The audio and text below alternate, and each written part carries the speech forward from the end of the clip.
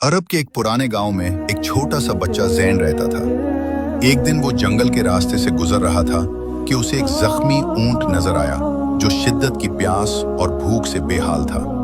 जैन के दिल में रहम उभरा और उसने फौरन अपनी पानी ऊंट के मुंह के पास रखा और सारा पानी पिला दिया। फिर अपना लाया हुआ चारा भी उसके सामने चार डाल दिया।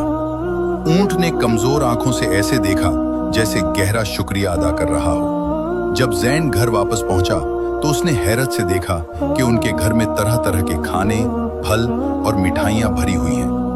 उसने परेशानी से माँ से पूछा, अम्मी ये सब किसने दिया? माँ ने नरमी से जवाब दिया, बेटा एक नूरानी चेहरे वाला शख्स आया था।